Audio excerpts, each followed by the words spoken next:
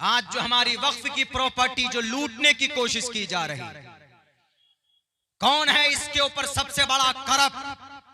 वक्फ की प्रॉपर्टी भारत के अंदर अगर वक्फ की आमदनी का अगर सही इस्तेमाल हो तो हमारे भारत के अंदर 20 करोड़ मुसलमान गरीब नहीं रहेगा। 9.5 लाख एकड़ जमीन मुसलमानों की है मुल्क हिंदुस्तान में। आर्मी के पास सबसे ज्यादा जमीन है, दूसरे नंबर पर रेलवे के पास, तीसरे नंबर पर मुसलमान वक्फ के पास सबसे ज्यादा जमीन है। पूरी दुनिया में इतना बड़ा वक्फ बोर्ड नहीं है जितना मुल्क हिंदुस्तान के मुसलमानों का वक्फ बोर्ड है। 9.5 लाख एकड़ जमीन, जिनमें से 4.5 लाख एकड़ जमीन रजिस्टर्ड है वक्फ में। लेकिन पता है आज तक वक्फ की प्रॉपर्टी का जो इनकम है वो कहां जा रहा है? वक्फ वालों ने कोई मस्जिद बनाई या किसी मस्जिद में किसी मस्जिद के इमाम को 2000, 2500, ज्यादा 5000 सैलरी है वक्फ बोर्ड के तरफ से। 4 लाख एकड़ जमीन रजिस्टर्ड है और 9.5 लाख एकड़ जमीन आपके पास है, बिल्डिंग है आपके पास, घर है। वो जो इनकम आ रहा है, पैसा आ रहा है, वो जा कहां रहा है? मैं आपको बताऊं कहां जा रहा है? वो चेयरमैन और मुतवल्लियों के पॉकेट में जा रहा है। फॉर्च्यूनर गाड़ियों में घूम रहे हैं, मेरे पास प्रूफ है। महाराष्ट्र करीब में है, 1 लाख एकड़ जमीन है वक्फ की प्रॉपर्टी। ये मस्जिद जो है ये वक्फ की प्रॉपर्टी, ये मस्जिद हमारी वक्फ की प्रॉपर्टी। 1 लाख एकड़ जमीन सिर्फ सुबह महाराष्ट्र में वक्फ की। उन 1 लाख एकड़ जमीन में 1990, ये गवर्नमेंट का डेटा पेश कर रहा हूं आपके सामने, गवर्नमेंट का 1990 से लेकर सन 2002 तक 11,000 करोड़ रुपए की वक्फ बोर्ड की जमीन बेची गई। बेचने वाला मुसलमान महाराष्ट्र में आएगा ही, जालिम तो आएगा। फिर अल्लाह का तकवीनी निजाम ऐसा है कि जब मुसलमान का अमल गंदा होता है तो अल्लाह जालिम को मुसल्लत कर देता है। ये रब का निजाम है, नहीं बच सकते इससे। और अभी हाथ में कितनी जमीन है? सिर्फ 30,000 एकड़ जमीन है महाराष्ट्र की वक्फ बोर्ड के पास। तो उन 30,000 एकड़ जमीन में जो मोबाइल का सिर्फ टावर लगा है ना किराए पे, कहीं पर कोई होटल है, कहीं पर कोई एजेंसी है, कहीं पर कोई मोबाइल टावर है, कहीं पर रेडियो का टावर लगा हुआ है, उनसे सालाना इनकम 10 करोड़ रुपए।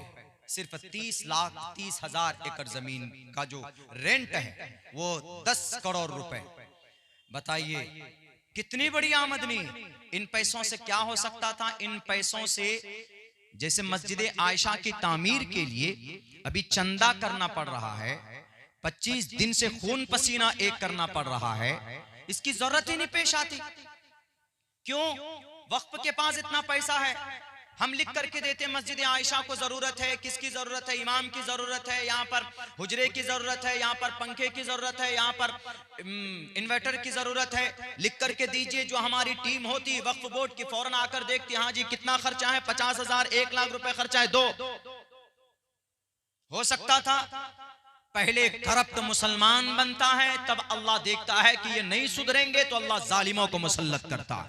उलमा बैठे हैं, बेहतर वजाहत ये और आपको करके सुना सकते हैं, लेकिन मैंने जहां तक तहकीक की 25,000 रुपए वक्फ बोर्ड की फ्लैट का किराया आ रहा है। हैदराबाद, पुणे, मुंबई के अंदर 25,000 रुपए का किराया है।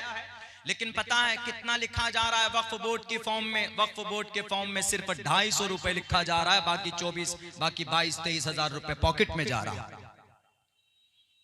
इसीलिए अल्लाह तबारक व तआला ने कुछ लोगों को खड़ा किया, या तो सुधर जाओ। अब हमारे उलमा मेहनत कर रहे हैं, हमारी तंजीमें मेहनत कर रही है। अल्लाह करे कि भाई इनकी मेहनत काम आए और ये इस बिल को किसी तरह रोक सके और ये हमारे जो वक्फ की प्रॉपर्टी है इनका सही इस्तेमाल हो। वरना अगर इसी तरह होता रहा मेरे भाइयों, वो दिन दूर नहीं है कि मुल्क हिंदुस्तान के अंदर एक एक मस्जिद में ताले डाले जाएंगे, एक एक मदरसों को बंद किया जाएगा, आपको नमाज पढ़ने की भी इजाजत नहीं होगी। इसीलिए एक तो मैंने एक उदाहरण आपके सामने पेश किया है, बस मैं ये कहना चाहता हूं कि मस्जिद बनाते हैं, मस्जिद को आबाद कीजिए। और मस्जिद को आबाद करना नमाज से होता है। खुसूसन नौजवान जितना भी है ये मस्जिद को आबाद करें, ये पाबंदी के साथ नमाज पढ़ेंगे तो इंशाअल्लाह मस्जिद जरूर आबाद होगी। अल्लाह मस्जिद की खूबसूरत डेकोरेशन से, खूबसूरत उनके कंस्ट्रक्शन से खुश नहीं होता, बल्कि अल्लाह तबारक व तआला खुश होता है आपके इखलास से। आप जो नमाज में खड़े होते हैं, आपकी नीयत क्या होती है, आपके अंदर इखलास कितनी, अल्लाह उससे खुश होता है। वरना मस्जिद नबवी 35 फीट चौड़ी और 30 फीट लंबी एरिया में बनाई गई थी। कीचड़ गारे से पत्थर को जोड़ा गया था और ऊपर छत में ये जो खजूर की टहनी और उनके जो शाख है उनसे छत डाला गया था। लेकिन वहां नमाजी इतने मुखलिस थे कि वो जमीन पर बैठकर दुआ करते थे, अल्लाह आसमान पर उनके दुआ के लिए फैसले किया करता था। आज हम मस्जिदें तो शानदार बना देते, लेकिन मस्जिद में फजर में देखिए तो सिर्फ इमाम साहब, मुअज्जिन साहब, कभी कभी ऐसा होता कि अजान पढ़ने वाला कोई नहीं होता। तो इसलिए कोशिश कीजिए कि तामीर मस्जिद के साथ साथ आप उन मस्जिद को अपने नमाजों से आबाद कीजिए। और नमाज एक ऐसी इबादत है कि ईमान के बाद सबसे जरूरी नमाज है। संस्कृत में भी जिनके लिए कहा गया पथमा दारका जीवा दियो दिदियन मुजियते तृतीयानन को डलाकार चतुर्थर देव चंद्र का पंचम बिंदु संयुक्ता, कुरान में है अकीमुस्सलाह, नमाज कायम करो। नमाज जो लोग पढ़ते हैं वो अपने बीवी बाल बच्चों को भी नमाज का ऑर्डर करें, नमाज के बारे में बताएं। मस्जिद बनी है, मस्जिद में जाकर नमाज अदा करें। जो साथी नमाज में नहीं आते हैं उनके घर पर पहुंचें और उनको भी आप वादा कराइए कि आप नमाज में आएंगे, नमाज पढ़ेंगे। अल्लाह ने किस लिए पैदा किया है। अभी आप जाएंगे, अच्छे खासे हैं, जाएंगे रास्ते में थोड़ा सा कुछ होगा, आपकी जान निकल जाएगी, आपके परिवार वाले 2 दिन या 1 दिन के बाद 5 मन मट्टी के अंदर दफन करके आ जाएगा, कोई पूछने वाला नहीं होगा। वहां पर अगर आपका कोई साथी हो सकता है तो आपकी नमाज आपकी साथी बन सकती है। इसीलिए मुसलमानों मस्जिद को आबाद कीजिए। बैरक। दूसरी बात हम इल्म के ताल्लुक से कहना चाहते हैं, हमारी जो नई जनरेशन है, नई जनरेशन, ये जो हमारे नए बच्चे हैं, छोटे छोटे 10 साल 15 साल 20 साल, इनके अंदर सुधार कैसे हो। बहुत से बच्चे हमारे नशीली पदार्थ के आदी बन चुके हैं। मैं देखता हूं, शक्ल देखकर हम भी पहचान जाते हैं कभी कभी कि कौन सा बच्चा किस लायक है। हमारा बच्चा फजूल काम में, आज ही हमने देखा, आज मैं रात को 9 बजे निकला, कहां के लिए, कटिहार के लिए, मनिहारी के लिए। मैंने देखा कि कुछ बच्चे यहाँ पर भेबरा चौक में सड़क के किनारे जतन के साथ में टूर्नामेंट कर रहे हैं। और जब मैं वहां से लौटा तो फजर की अजान हो रही थी। फजर की अजान तक वो बच्चे जोर जोर से साउंड बजा रहे थे, क्रिकेट खेल रहे थे। यानी इतना जतन एक फजूल काम में जिस पर कोई अजर नहीं है। अगर वही नौजवान इशा की नमाज पढ़ते, सो जाते, उठकर फिर फजर की नमाज पढ़ते तो पूरी रात सोना उसका इबादत में लिखा जाता कि नहीं लिखा जाता। कौम तरक्की करती है तालीम से, एजुकेशन से, नशे से नहीं। नशा तो हराम है, नशे की वजह से बड़े बड़े वारदात होते। डॉक्टर अहाना की इज्जत लूटी गई कलकत्ता में, उसका रेप किया गया, उसकी इज्जत लूटी गई। 5 मरतबा उसको मारने के बाद, वो जो रेपिस्ट था एक ही आदमी था, लेकिन वो रेपिस्ट नॉर्मल हालत में नहीं था। 5 बोतल शराब पी रखी थी उसको उसका रेप करने से पहले। तो शराब कोई अच्छी चीज नहीं है नौजवान, कोरेक्स कोई अच्छी चीज नहीं है। अला इन्नल खमर कद हुर्रिमत, जब शराब की हुर्मत नाजिल हुई, सहाबा के हाथ में शराब का गिलास था। हजरत अबू तलहा, हजरत अनस दोनों बैठकर शराब पी रहे थे। उस वक्त शराब हलाल उसकी जवाज थी, उस वक्त शराब हराम नहीं हुए थे, उस वक्त जायज थी। लेकिन जैसे ही आवाज लगी कि फ्रॉम नाउ एंड टुडे, आज से शराब विल बी प्रोहिबिटेड, नाजायज और हराम है, हजरत अबू तलहा के कान में आवाज पहुंची तो हजरत अबू तलहा ने कहा कि अनस जरा सुनो तो सही, नबी की तरफ से कौन सी आवाज लगाई जा रही है। उन्होंने कहा अला इन्नल खमरा, के लोगों आगाह हो जाओ, इन्नल खमरा, यकीनन बेशक शराब कद हुर्रिमत, आज से हराम बैन शराब पर पाबंदी। तो हाथ में जो गिलास था उसमें जो थोड़ा शराब, जो थोड़ी सी मिकदार बाकी थी, उसको फौरन वहीं पर सहाबा ने फेंक दिया, तोड़ दिया, हटा दिया। क्योंकि अल्लाह के नबी ने फरमाया कि तुम अगर शराब पियोगे, शराब पीकर घर आओगे, नमाज पढ़ोगे तो 40 दिन तक नमाज कबूल नहीं होगी। शराब पीकर मोहल्ले में आओगे तो 40 घर के आसपास तक तुम्हारी नहूसत की बारिश होगी तुम्हारी शराब पीने की वजह से। और शराब तुम्हारे गुर्दे को खत्म करता, शराब तुम्हारी लीवर और किडनी को डैमेज करने में सबसे ज्यादा अगर नुकसानदेह कोई चीज है तो शराब।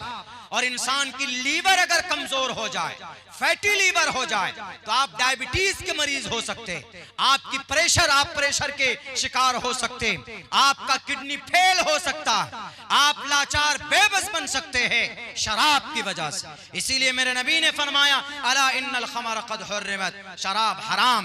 ये सिर्फ आपके लिए नहीं, हमारे हिंदू भाइयों के लिए भी है। नराशन समवाजिनम वाजन्नी शैदीरम पूषणम सन्मैरी में रथम न दुर्गा दवसवा सुदान वो विश्व सम्मातरो अहंसो निष्पिपर्ता। नशीली पदार्थ को रोकने के लिए जनाब मोहम्मद रसूलुल्लाह सल्लल्लाहु अलैहि वसल्लम आएंगे और आप अलैहिस्सलाम ने रोका।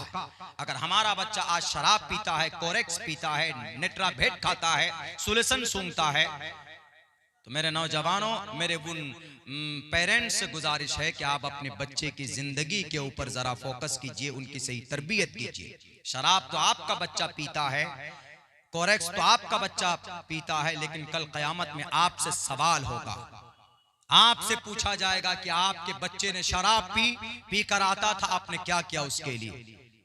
इसीलिए गार्जियन से भी ये गुजारिश मैं करता हूं। और नई नस्ल, मेरे नौजवानों, अगर आप बदल गए तो इस कौम की तकदीर बदल जाएगी। हमारा सीमांचल गरीब जरूर है, मैं पूरे हिंदुस्तान में जाता हूं, सिर्फ ये प्रोग्राम, एक कल के प्रोग्राम के लिए मैं आया था, वरना ये नवंबर में उमूमन बाहर सफर रहता है। प्रोग्राम ही के ताल्लुक से सबसे ज्यादा बुरी स्थिति में अगर अपने समाज को मैं देखता हूं तो हमारे सीमांचल का समाज, हमारा खोट्टा बिरादरी, कुलैया जिसको बोलते हैं। 12.5 लाख की आबादी आपकी, 12.5 लाख की नौकरियां 6,500 आपको दी गई है गवर्नमेंट की तरफ से। कुलैया पूरे हिंदुस्तान में कहीं नहीं है, सिर्फ सीमांचल में। लेकिन सबसे ज्यादा हम लोग अगर पैसा, अपनी कीमती पॉकेट का, अपनी मनी जो खर्च करते हैं ना, वो गोश्त खाने में, मछली खाने में खत्म करते हैं। आप कहेंगे कि मौलाना तरक्की कैसे होगी? तरक्की कोई उद्योगपति, तरक्की कोई समाज का एक आदमी नहीं करेगा, तरक्की आपको करना है। कैसे? आप अपने, हर आदमी अपने बच्चे की सही तरबियत करे, तालीम दे, तो इंशाअल्लाह आने वाली 15 साल बाद जो नस्ल होगी ना, वो कुछ और ही होगी। हमारा बच्चा शराब पीता, हमारा बच्चा जुआ खेलता, हमारा बच्चा लड़कीबाजी करता, लड़कीबाजी आम, समाज की बेटियां छोटी छोटी उम्र की भग गए किसी और के साथ, बाप को शर्मिंदा कर दिया। नाजायज और हराम बिल्कुल जायज नहीं है। मेरे नौजवानों, अगर आप किसी लड़की से बात करते, परमिशन नहीं है इस्लाम में, एक ही जायज का रास्ता है, वो है निकाह, शादी। और जो लोग शादी करते हैं वो भी बीवी को निभाएं। जो लोग शादीशुदा नहीं हैं, शादी करने की इच्छा है, तो भागकर लव मैरिज मत कीजिए, कोर्ट मैरिज मत कीजिए। डायलॉग दिल फेंक आशिक की तरह, हम चांद पर चढ़ेंगे, तुम्हारे लिए तारे तोड़ कर लेकर आएंगे, वो इतना बुज़दिल है कि रात को 12 बजे छत पे नहीं चढ़ पाएगा घर का। वो खामखा अपने प्रेशर जमाने के लिए, किसी लड़की की इज्जत को बर्बाद करने के लिए, ऐसा हमारा समाज का नौजवान सोचता है। नहीं मेरे नौजवानों, आपकी जवानी बड़ी कीमती, अगर आप सही रास्ते पर हैं तो बड़ी बड़ी परेशानियों का आप मुकाबला कर सकते हैं। मैं एक छोटी सी उदाहरण देकर अपनी बात खत्म करता हूं। आपने देखा पिछले 13 महीने से, बल्कि 13 महीने क्या कहिए, 14 महीने हो गए, 14 महीने से सरजमीन गजा, सरजमीन अंबिया, गजा पट्टी पर 17,500 बच्चे शहीद किए गए। आज भी हो रहे हैं बच्चे शहीद। कौन शहीद कर रहा है, कौन बारूद बरसा रहा है? वो बारूद बरसाने वाला इसराइल है, यहूदी। और ये यहूदी कौन है? ये यहूदी वो है जिन्होंने 2000 साल तक गुलामी की। उनको अपनी जगह नहीं थी, अपना मुल्क नहीं था, अपनी बस्ती नहीं थी। 1947 से आज तक यानी पिछले 75 साल में उन्होंने इतनी तरक्की की कि आज पूरी दुनिया का बेताज बादशाह, पूरी दुनिया की मजबूत कौम अगर कोई है तो यहूदी। क्या क्या उन्होंने सबसे पहला काम यह किया कि उन्होंने अपने नई नस्ल को, जो छोटे छोटे बच्चे थे ना, इनको तालीम से आरास्ता किया। दुनियावी तालीम, मॉडर्न साइंस, मैथ वगैरह वगैरह। हालांकि मैं मैथ को कुरान से अलग नहीं समझता, साइंस को कुरान से अलग नहीं समझता हूं, केमिस्ट्री को कुरान से अलग नहीं समझता। ये सारी चीजें कुरान में। 2 तारीख को झारखंड में एक आलिम साहब आए, उन्होंने लिखकर कहा कि मौलाना आपने कहा कि ये दुनियावी तालीम अलग है, कुरान की तालीम अलग है, तो आप प्रूफ देंगे? आपने कहा कि मैथ कुरान में है, आपने कहा कि साइंस कुरान में है, अपने बच्चों को कुरान भी पढ़ाओ, साइंस भी पढ़ाओ, तो गलत नहीं होगा। शरीयत इस्लाम का ये पैगाम है। लेकिन आप कह रहे कि इस्लाम का ही एक हिस्सा है। हमने कहा कि मौलाना नजर उठाइए, 1847 में इन तालीमात को अलग किया गया है। स्कूल अलग, मदरसे की तालीम अलग। क्या कुरान में साइंस नहीं है? वअल्लम आदमल अस्माअ कुल्लहा साइंस है। वयख्लुकु मा ला तालमुन मा में साइंस है। वअनज़लनल हदीद फीही बासुन शदीद में साइंस है। मैथ चाहिए तो फलयक्तुब बैनकुम बिल अदल में मैथ है। केमिस्ट्री चाहिए तो जाबिर इब्न हय्यान की किताब पढ़िए, केमिस्ट्री की शुरुआत एक इस्लामी मदरसे का पढ़ा हुआ जाबिर इब्न हय्यान ने शुरुआत की थी। केमिस्ट्री का पुराना नाम इल्म कीमिया है, कीमिया को केमिस्ट्री बनाया। आज की डायबिटीज का पुराना नाम ज़ियाबितीस है, इसको बदलकर डायबिटीज कर दिया गया है। इसीलिए कुरान में ये उलूम फनून है। दुनिया के अंदर नए नए इजादात को वजूद में लाने के लिए ये इस्तिलाहात कायम किए गए। वरना पहले जमाने के अंदर में मकतब में, मदरसे में बैठकर पढ़ने वाला बड़ा साइंसदान भी होता था, बड़ा डॉक्टर भी होता था, और बड़ा मुफ्ती भी होता था, बड़ा काजी भी होता था। बहरकैफ मुझे उधर नहीं जाना, मुझे ये बताना है कि इन यहूदियों ने जो गुलाम थे, इन्होंने पिछले 75 साल में इतनी मेहनत की, अपने बच्चों को तालीम दी, इन्होंने अपने बच्चों को सिखाया, अपने बच्चों को इन्होंने उस लेवल किया कि आज पूरी दुनिया को अपनी मुट्ठी पर करने वाली कोई कौम है तो यहूदी। कितनी तादाद है? सिर्फ 1.5 करोड़ तादाद है पूरी दुनिया में यहूदियों की। लेकिन यहूदियों के खिलाफ ना तो अमेरिका बोल सकता, ना तो जजीरतुल अरब का कोई मुस्लिम बादशाह बोल सकता, ना तो यूनाइटेड अरब अमीरात बोल सकता, क्योंकि इसराइल ने सबको अपने कब्जे में कर रखा। टेक्नोलॉजी की दुनिया में यहूदी आगे, तिजारत की दुनिया में यहूदी आगे, एजुकेशन की दुनिया में यहूदी आगे। यहूदी बच्चा भूखा रहेगा चलेगा, यहूदी शादी नहीं करेगा चलेगा, यहूदी मांस नहीं खाएगा चलेगा, लेकिन अगर उसका बच्चा जाहिल रहे ये नहीं चलेगा।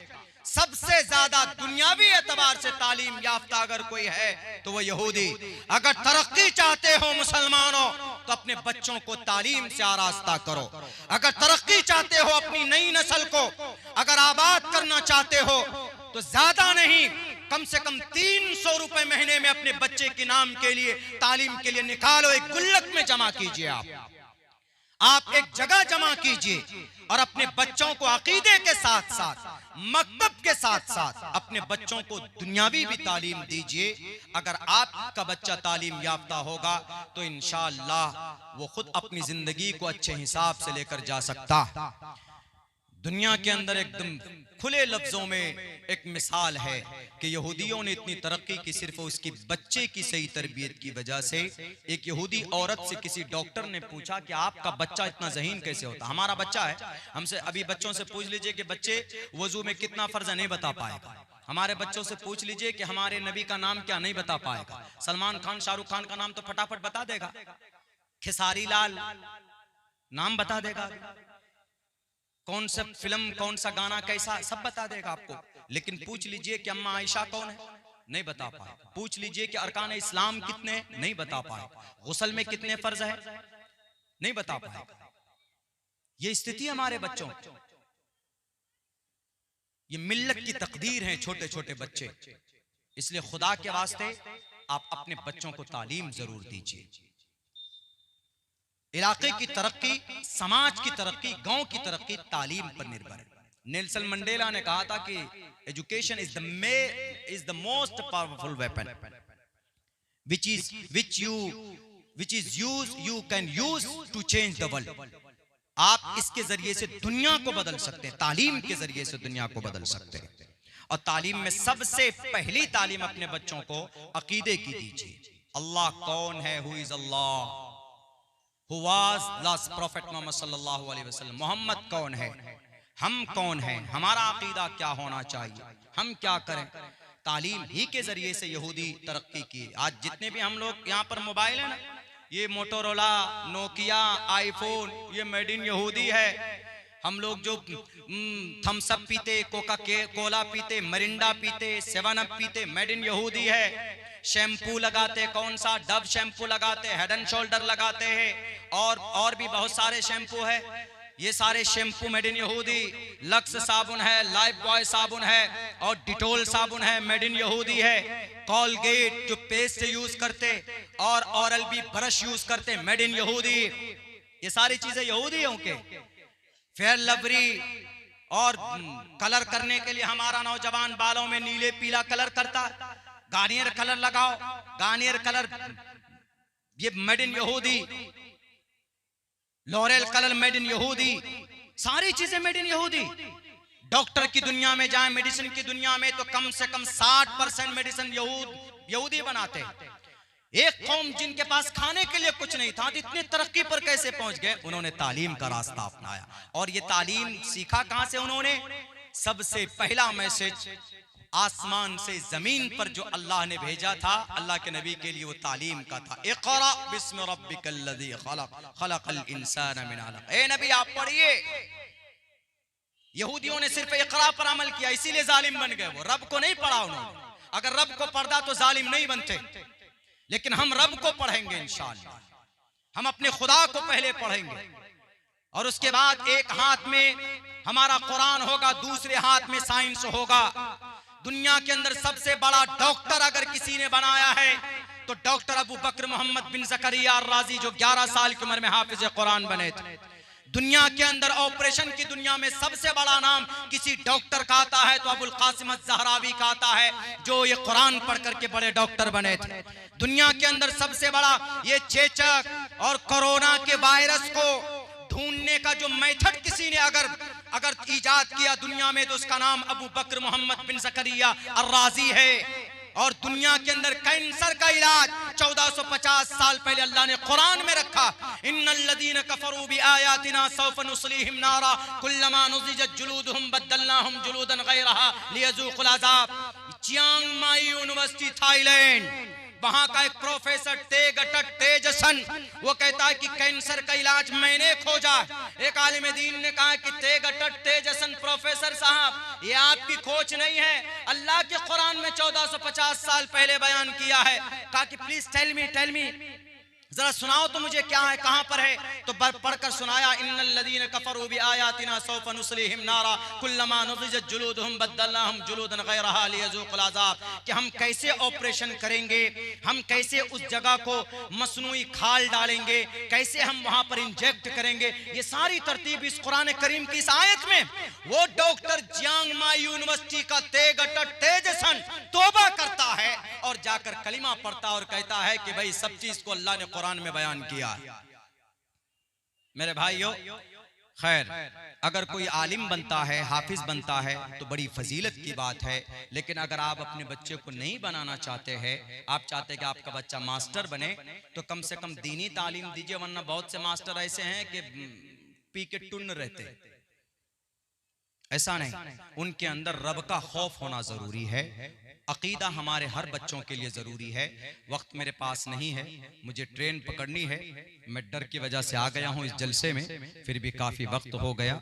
अभी मुहतरम और बड़ी मुस्तनद उलमा किराम का खिताब होना है, इनकी बात सुनिए और कोशिश कीजिए इन जलसों से जो अनमोल बातें आपको उलमा बताते हैं वो अपनी जिंदगी के अंदर लाने की कोशिश कीजिए, तो इंशाअल्लाह जलसा भी कामयाब होगा और मस्जिद को भी आबाद कीजिए और आपके नस्ल के अंदर तब्दीली भी आएगी। बहुत बहुत शुक्रिया, जज़ाकल्लाह। अस्सलामु अलैकुम व रहमतुल्लाहि व बरकातुहू।